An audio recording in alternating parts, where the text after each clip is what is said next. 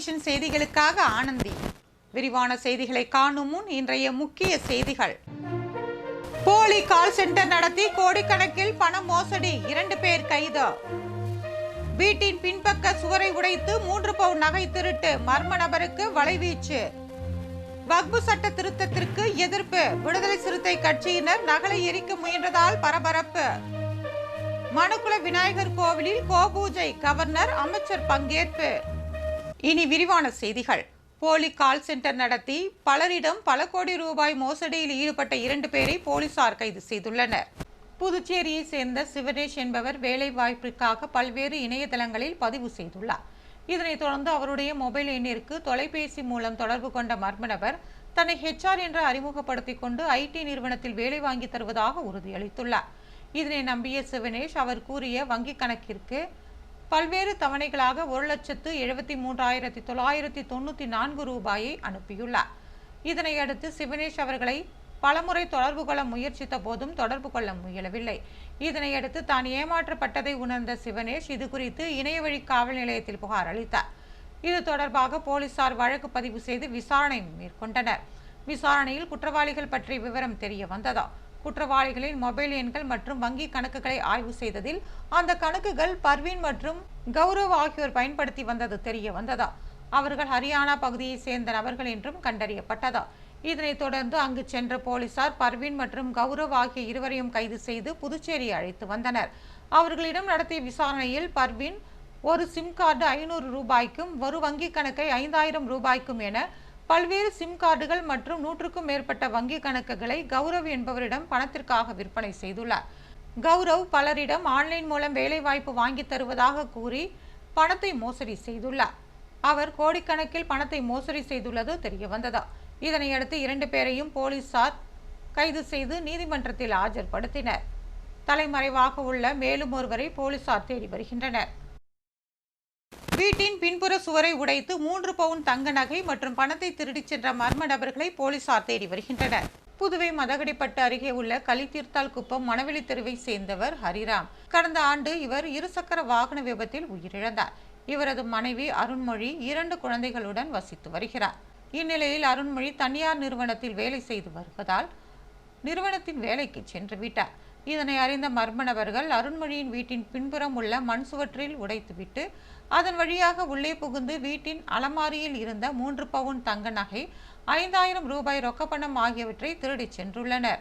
அருண்மொழி வீட்டிற்கு வந்ததும் பின்பக்க சுவர் உடைந்து கிடப்பதை கண்டு அதிர்ச்சி அடைந்தார். இது குறித்து அவர் திருபுவனை காவல் நிலையத்தில் புகார் அளித்துள்ளார். இது குறித்து போலீசார் வழக்கு பதிவு செய்து விசாரணை நடத்தி வருகின்றனர். அப்பகுதியில் உள்ள கண்காணிப்பு கேமராக்களையும் ஆய்வு செய்து விசாரணை நடத்துகின்றனர். பட்டப்பகலில் வீடு புகுந்து நடைபெற்ற இந்த திருட்டு சம்பவம் புதுவையில் பரபரப்பை ஏற்படுத்தியுள்ளது.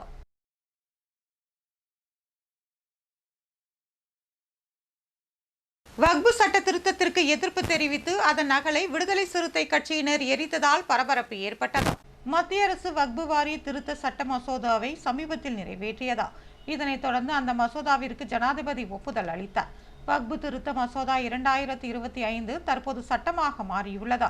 இந்த புதிய சட்டத்தை எதிர்ப்பு தெரிவித்தும் நாட்டின் பல்வேறு பகுதிகளில் அரசியல் கட்சியினர் மற்றும் பல்வேறு இஸ்லாமிய அமைப்புகளும் போராட்டத்தில் ஈடுபட்டு வருகின்றன. இந்நிலையில் மத்திய அரசின் வக்பு வாரிய சட்ட திருத்த மசோதா சிறுபான்மை மக்களின் உரிமைகளை பறிக்கக்கூடியதாக உள்ளதாகவும், எனவே அந்த மசோதாவை உடனடியாக திரும்ப பெற வலியுறுத்தியும் புதுச்சேரியில் விடுதலை சிறுத்தைகள் கட்சிகளை சேர்ந்த 100க்கும் மேற்பட்டோர் சுதேசி மில் அருகில் மத்திய அரசிற்கு எதிராக கண்டன கோஷங்களை எழுப்பி ஆர்ப்பாட்டத்தில் ஈடுபட்டனர். தொடர்ந்து போராட்டத்தில் ஈடுபட்டவர்கள் திடீரென்று வக்பு வாரிய திருத்த மசோதா நகலை தீயிட்டு கொளுத்தியதால் பரபரப்பு ஏற்பட்டது. வக்பு வாரிய திருத்த சட்டத்தை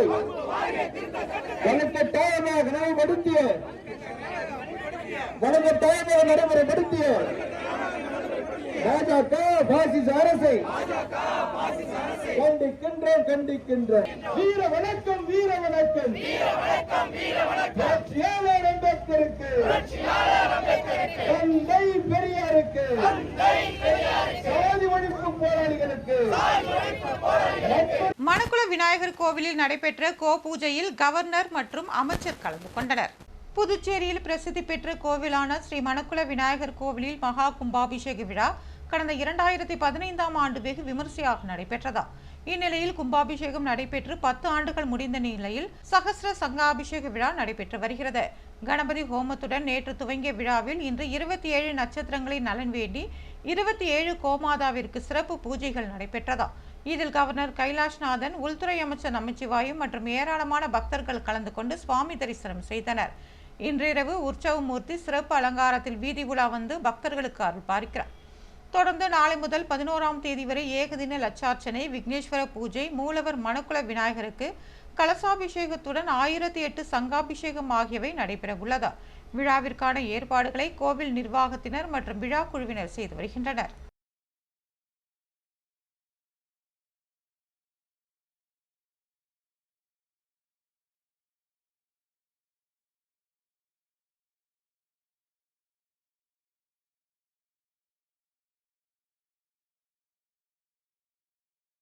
புதுவையில் இருசக்கர வாகன திருட்டில் ஈடுபட்ட 3 பேரை போலீசார் கைது செய்துள்ளனர்.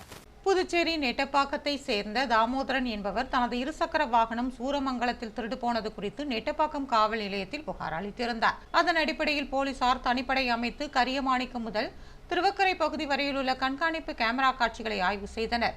அதில் சூரமங்கலத்தில் திருடப்பட்ட இருசக்கர வாகனம் திருவக்கரை பெரும்பாக்கம் பகுதியில் அமைந்துள்ள சரண் என்பவரது ஒர்க் ஷாப்பில் பதுக்கி வைக்கப்பட்டிருப்பது தெரியவந்ததா.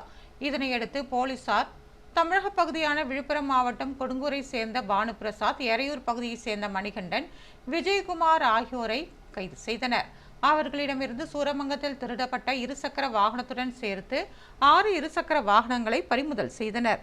3 பேரையும் நீதிமன்றத்தில் ஆஜர்படுத்தி காலாப்பட்டு மத்திய சிறையில் அடைத்தனர்.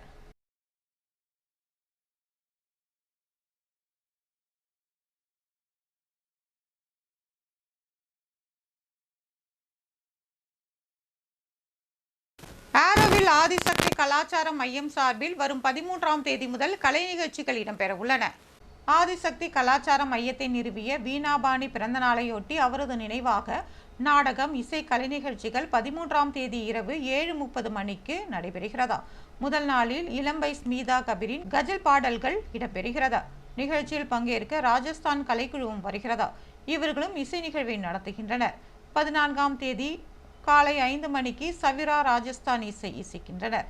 கர்தால் ராஜஸ்தான் இசை கருவி பயிற்சி பட்டறை வருகின்ற 14ஆம் தேதி காலை 10 மணிக்கு நடைபெறுகிறதா. 14ஆம் தேதி இரவு 7:30 மணிக்கு பாலி நாடகம் இடம்பெறுகிறதா. 15ஆம் தேதி ராமாயணத்தில் ஊர்மிளா நாடகமும், 16ஆம் தேதி ஏலே ஊட்டா திரையரங்கில் நடன நாடக நிகழ்வும் நடைபெறுகிறதா. 18ஆம் தேதி மல்லிகா தனேஜாவின் இசை நிகழ்ச்சி நடைபெறுகிறதா. ஆதிசக்தியுடன் தொடர்புடைய திரைக்கலைஞர்கள் தினமும் ஆன்லைனில் நிகழ்வை தொடக்கி வைக்கின்றனர். அதன்படி திரைக்கலைஞர்கள் அமீர்கான், டொலினோ தாமஸ், விஜய் சேதுபதி, பிரபுதேவா, நாக சைதன்யா என்று பலரும் ஆன்லைனில் இணைகின்றனர். இந்த தகவலை ஆதிசக்தியின் கலை இயக்குனர் வினய்குமார் தெரிவித்துள்ளார். தமிழக வெற்றி கழகம் சார்பில் நீர்மோர் பந்தல் அமைக்கப்பட்டுள்ளது. புதுச்சேரி மாநிலம் மூசுடு தொகுதி தமிழக வெற்றி கழகம் சார்பாக நிர்வாகி பாலச்சந்தர் ஏற்பாட்டில் கோடை காலத்தை முன்னிட்டு தொண்டமாநத்தம் பொதுமக்கள் பயன்பெறும் வகையில் நீர்மோர் பந்தல் அமைக்கப்பட்டுள்ளது. இதில் பொதுமக்களுக்கு மோர் மற்றும் தர்பூசணி பழம் குளிர்பானங்கள் வழங்கப்பட்டது. நிகழ்ச்சியில் ஊடக பிரிவு இணை ஒருங்கிணைப்பாளர் நிரேஷ்குமார், புதுச்சேரி மாநில நிர்வாகி புதியவன், தொகுதி நிர்வாகி விஜய் சுதாகர் ஆகியோர் முன்னிலை வகித்தனர். இந்நிகழ்ச்சியில் உழவர்கரை தொகுதி நிர்வாகி ராஜசேகர், ஊசுடு தொகுதி கிளை நிர்வாகிகள் வசந்த், தினேஷ்குமார், தினேஷ் கௌதம், மணிமாறன், சதீஷ், விமல்ராஜ், புவனேஷ் உள்ளிட்ட பலர் கலந்து கொண்டனர். களித்தீர்த்தால் குப்பத்தில் வாய்க்கால் தூர்வாரும் பணியை சட்டமன்ற உறுப்பினர் அங்காளன் தொடங்கி வைத்தார். புதுவை மண்ணாடிப்பட்டு கொம்யூன் களித்தீர்த்தால் குப்பம் கிராமம் சம்போடை வாய்க்கால் தூர்வார்தல் பணிக்காக 7 லட்சம் ரூபாய் ஒதுக்கீடு செய்யப்பட்டுள்ளது. இதேபோல திருபுவனை கிராமம் திருபுவனை உபரிநீர் வாய்க்காலில் தூர்வாறுதல் பணிக்காக 5,93,000 ரூபாய் மதிப்பீட்டில் பணி நடைபெற உள்ளது. இதற்கான துவக்க விழா நடைபெற்றது. திருபுவனை தொகுதி சட்டமன்ற உறுப்பினர் அங்காளன் கலந்து கொண்டு பூமி பூஜை செய்து பணிகளை துவக்கி வைத்தார். நிகழ்ச்சியில் செயற்பொறியாளர் ராதாகிருஷ்ணன், உதவி பொறியாளர் செல்வராசு, இளநிலை பொறியாளர் பாலாஜி மற்றும் ஊர் முக்கிய பிரமுகர்கள் கலந்து கொண்டனர். புதுவை பப்ளிக் பள்ளி ஆண்டு விழாவில் மாணவர்களின் கண்கவரும் கலை நிகழ்ச்சிகள் இடம்பெற்றன. புதுவை வடக்கு கிருஷ்ணா நகர் லாஸ்பேட்டையில் இயங்கி வரும் புதுவை பப்ளிக் பள்ளியின் 5ஆம் ஆண்டு விழா கொண்டாட்டம் வெகு சிறப்பாக நடைபெற்றது. பள்ளி தாளாளர் பூங்காவனம், பள்ளி முதல்வர் செந்தில்குமாரி ஆகியோர் தலைமை தாங்கிய விழாவில் சிறப்பு விருந்தினராக சைபர் கிரைம் ஆய்வாளர் கீர்த்தி கலந்து கொண்டார்.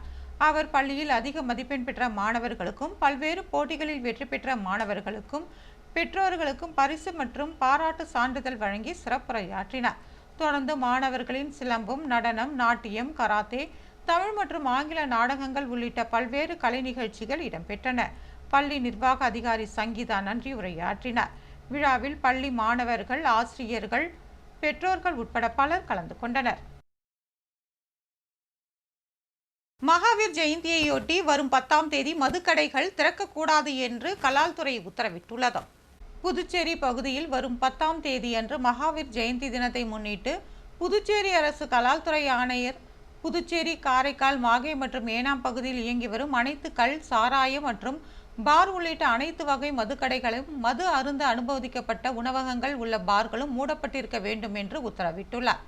அன்றைய தினத்தில் எல்லா கடைகளிலும் மது விற்பனை தடை செய்யப்படுவதாகவும் அவர் அறிவித்துள்ளார். மீறுபவர்கள் மீது புதுச்சேரி கலால் சட்ட விதிகள் 1970 கீழ் நடவடிக்கை எடுக்கப்படும் என்றும் எச்சரிக்கை விடுத்துள்ளார். புதுவையில் இன்றைய தங்கம் மற்றும் வெள்ளி விலை விவரம். தங்கம் 1 கிராம் 8225 ரூபாய்.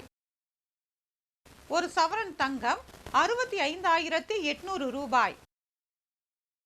வெள்ளி 10 கிராம் 990 ரூபாய். மீண்டும் இன்றைய முக்கிய செய்திகள். போலி கால் சென்டர் நடத்தி கோடிக்கணக்கில் பண மோசடி, 2 பேர் கைது. வீட்டின் பின்பக்க சுவரை உடைத்து 3 பவுன் நகை திருட்டு, மர்ம நபருக்கு வலைவீச்சு. வக்பு சட்ட திருத்தத்திற்கு எதிர்ப்பு, விடுதலை சிறுத்தை கட்சியினர் நகலை எரிக்க முயன்றதால் பரபரப்பு. மனுக்குள விநாயகர் கோவிலில் கோபூஜை, கவர்னர், அமைச்சர் பங்கேற்பு. இத்துடன் செய்திகள் நிறைவு பெறுகிறது. வணக்கம்.